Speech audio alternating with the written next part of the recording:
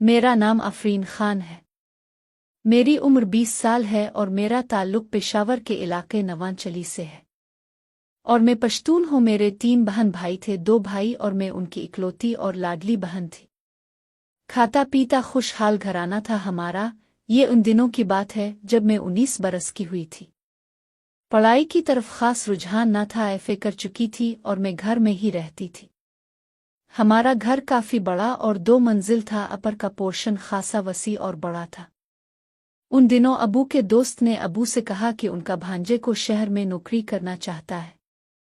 कोई ठिकाना नहीं है, कोई इंतजाम करवा सकें तो करवा दें। तो अबू ने कहा, कैसी बात करते हो तुम, इसे मेरे घर भिजवा दो, ऊपर का पोर्शन वैसे ही खाली पड़ा है। बच्चा जब तक चाहे रह ले, जमानत की कोई जरूरत नहीं, तुम्हारा भांजा मेरा भी भांजा है।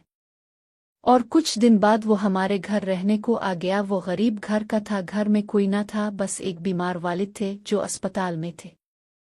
इसकी इलाज के लिए अपना घर बेच देने के बाद अब वो खाली हाथ रह गया था। इंजीनियरिंग की पढ़ाई को दूसरे साल में है, पढ़ाई को छोड़कर नौकरी की तलाश में निकल पड़ा था। घर जो बेचा था उसके कुछ ही रकम बाकी रह गई थी अस्पताल के बिल भरते भरते। हालांकि वो यूनिवर्सिटी में हमेशा हाईएस्ट मार्क्स लेता रहा था। खैर, जब इसे पहली बार देखा सादा लिबास में था, साथ एक बेग कम गो तबत का सांवला सा, वो ऊंचे कद काते का जवान था। इसकी आंखें बहुत परकशिश थीं, किसी से ज्यादा बात न करता, काम से काम रखता, बेहद ज़हीन साबित हुआ था। रोज सुबह नौकरी की तलाश में निकल जाता और शाम को नाकामी लिए वापस लौटता था। मगर आज तक हम में से किसी ने इसके चेहरे पर मायूसी ना देखी थी। उसका हौसला बुलंद था, हर शाम वालिद से मिलने अस्पताल जाया करता था।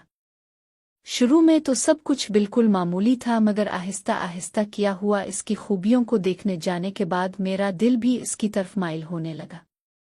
अम्मा को भी वो बहुत अच्छा लगता, बल्कि यूं कहना गलत न था कि कुछ ही माह में इसने अपनी सुनहरी आदत की बदौलत हमारे घर के हर फर्द का दिल जीत लिया था। अम्मा की इतनी इज्जत करता, वो इसे भी भाइयों की तरह रखने लगी। घर में एक अजनबी से बेटे की जगह पाली थी। वो भी घर का एक काबिल एतमाद फर्द बन चुका था। अब तो इसकी मेरी बातचीत भी हो जाया करती, कभी चाय की फरमाइश भी कर डालता, इसकी भी मुझसे बनने लगी। कहता था, अफरीन, मेरे घर का नाम, तुम्हारा मिजाज बहुत अच्छा है, तुमसे खिलकर हर बात कर लेता हूँ, वरना मैं जल्दी किसी को दिल के करीब नहीं करता। ये सुनती तो दिल बाग बाग हो जाता है और खुशी का एक खास निखार उन दिनों मेरे चेहरे पर रहने लगा। जल्द ही इसको किसी कंपनी में अच्छी मुलाजमत भी मिल गई। साहिल नाम था इसका। वो मेरी जिंदगी का पहला ख्वाब था। अम्मा के लिए हमेशा तोहफे लेकर आता था, अबू को भी किसी चीज की जरूरत हो ला दिया करता। वो भी हम लोगों से बहुत मानूस हो चुका था। रोज सुबह जाने से पहले अम्मा से सर पर हाथ फिरवा के जाता था। जिस दिन ऐसा ना हो अम्मा को भी चैन न आना था, जिसका हमें अंदाजा न हुआ कि वो तन्हा लड़का जिंदगी की मुश्किलों से लड़ता हुआ हमारे घर में तहफ़्फ़ुज़ ढूंढ लेगा, यहाँ अपने सगे रिश्ते ढूंढ लेगा। वालिद साहिब और भाई ने इसके वालिद के इलाज का खर्चा काफ़ी दफ़ा उठाना चाहा, मगर इस खुददार ने कभी कबूल न किया। मैं नहीं जानती वो इतनी टेंशन अकेला कैसे झेलता था, और फिर मुस्कुराता भी नजर आता। इसके मुस्कुराने पर बहुत प्यारे डिम्पल इसके गालों में पड़ते और आंखें चमक उठती, जो उसके अंदर की सच्ची को साफ दिखाती थी। मुझे अच्छा लगने लगा था। वो एक दिन अपने कपड़े जब वो अलमारी में लगा रहा था, तब इसकी अलमारी से एक डिब्बी गिरी। इसने फौरन उठा ली। वो अंगूठी की डिब्बी थी।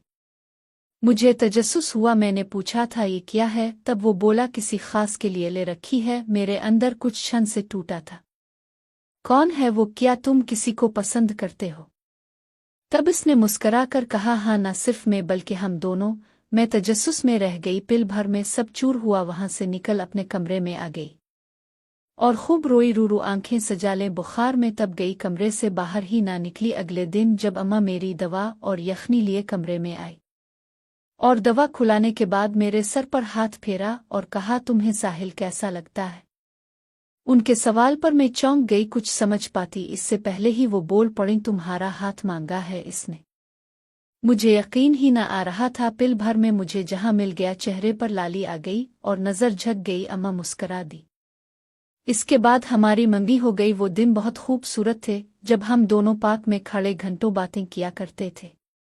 जब हम दोनों घास पर बैठे साथ में चाय पीते और उड़ते परिंदे फिजा में फैली फूलों भीनी सी की महक जो बिल्कुल हमारे इस नए बनते रिश्ते की महक की तरह थी और खिली हुआ को महसूस करते थे। कब इजहार मोहब्बत हुआ ये भी पता न चला। हम दोनों एक दूसरे के दिल के सबसे करीब हो चुकी थी।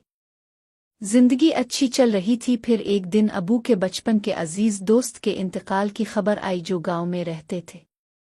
हम सब गांव के लिए रवाना हो गए। 2 दिन रहे, फिर अगले दिन वापसी थी कि खाला शाहीन जो कि अम्मा की जाने वाली और वहीं गांव की रहने वाली थी और गांव के चौधरी के घर मुलाजमे थी, इसने अम्मा से कहा कि चौधरानी साहिबा की नज़र अपनी आफरीन पर पड़ी थी और उनका तो दिल आ गया हमारी आफरीन पर। अब की बेटे से रिश्ता करना चाहती हैं, मुझसे कहा है कि सवाल कर कर बताऊं।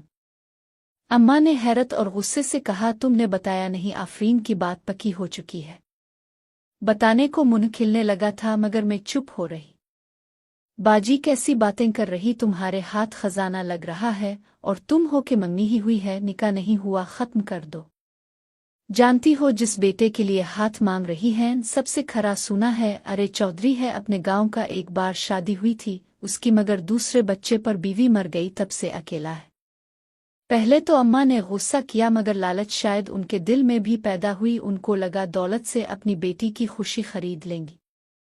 उनको लगा जितने दौलतमंद घर में जाऊंगी इतनी खुश रहूंगी, मगर ऐसा न था। मेरी जिंदगी साहिल से जुड़ चुकी थी और मेरी खुशी भी, जिसको किसी ने ना समझा। वालिद और भाई भी बड़ी आसानी से इस रिश्ते के लिए राजी हो गए जिसकी मुझे बिल्कुल उम्मीद न थी, और वही मेरी बात गांव के चौधरी जो 2 बच्चों का बाप भी था इससे पक्की कर दी और शहर आ गए। घन आ रही थी मुझे अपने हर रिश्ते से। सोचती थी कि साहिल जिसने हमें कभी गैर ना जाना के साथ मेरे वालिदैन ने किया इसके खुलूस का ये कैसा सिला दिया। वो तो अम्मा को मां मानता था और एक मां ने किया। साहिल ने मुझ में तब्दीली वाजे महसूस की तो पूछ लिया और मैंने भी रोते रोते इसे सब सच बता दिया।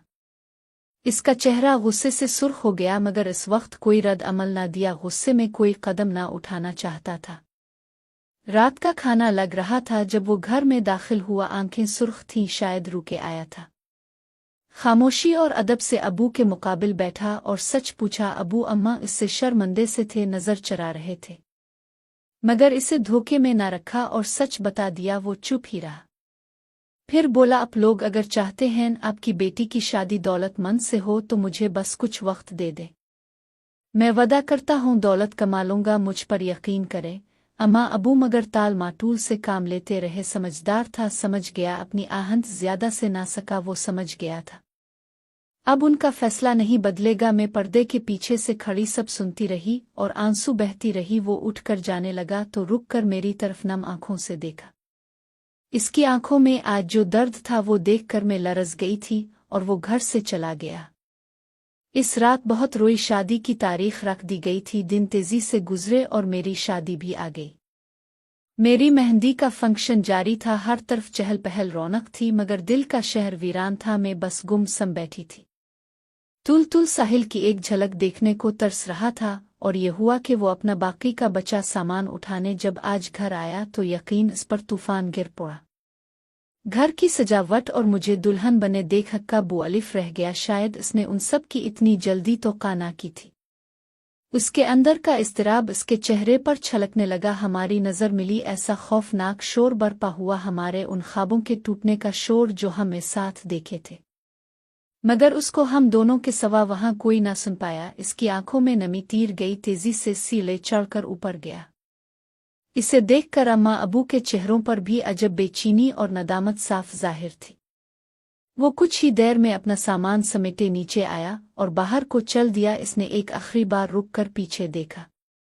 मुझे ऐसे देखा जैसे आखिरी बार जी भर के देखना चाहता था। फिर जाते जाते अपना सर अम्मा के सामने झुका दिया। अम्मा सटपटा सी गई थी।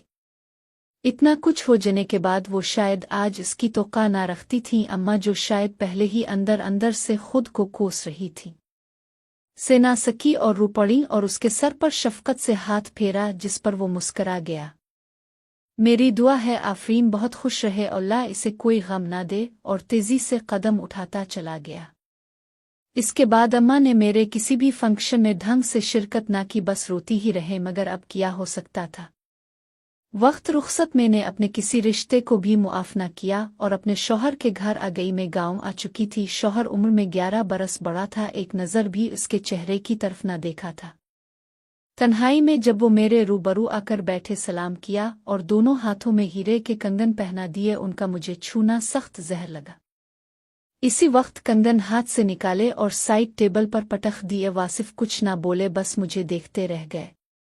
मुझे उनकी नज़र अपने चेहरे पर सख्त नागवार गुजर रही थी। दूसरी तरफ मुंह किया और लेट गई। वो कुछ ना बोले, बत्ती बुझाकर मेरे बराबर में लेट गए। सुबह उठी और भारी बेशकीमत लिबास तब्दील किया और उसके बाद कमरे में आई। पहली बार वासिफ का चेहरा देखा।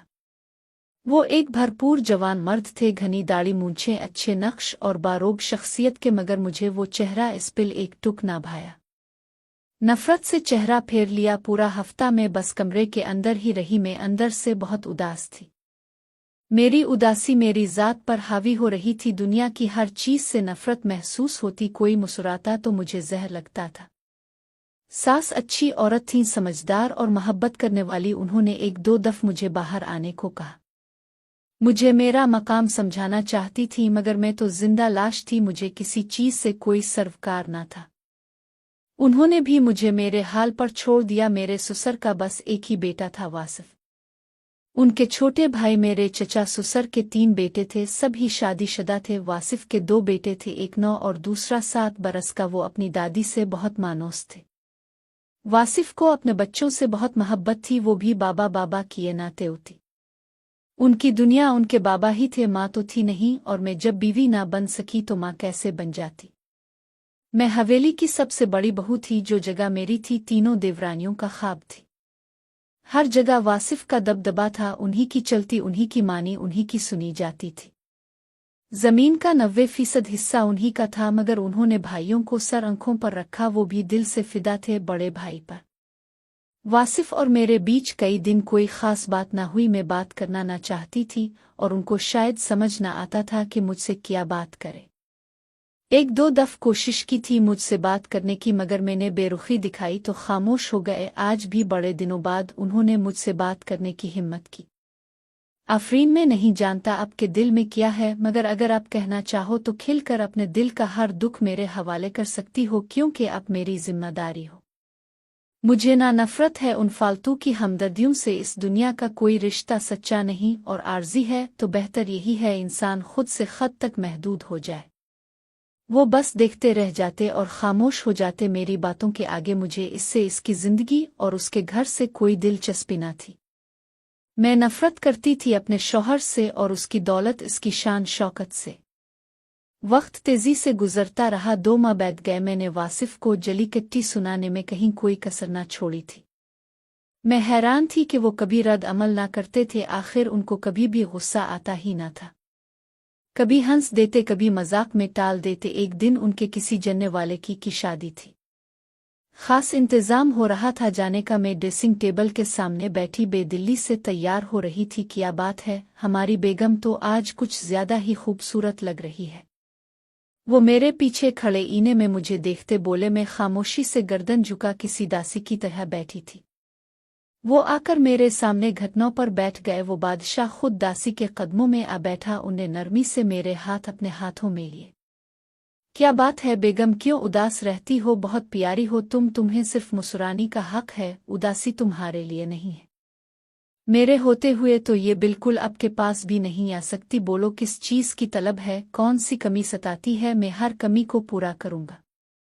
अब शायद जानती नहीं, अपने शौहर के रुतबे को दुनिया आपके कदमों में डाल सकता हूँ। अब वो गहरी मुस्कुराहट के साथ बोले। मेरे तन बदन ने आग लग गई। अपने हाथ झटके से उनकी गिरफ्त से छुड़ाती उठ खड़ी हुई। सही कहा अपने, मुझसे से ज्यादा इस रुतबे को कौन जान सकता है।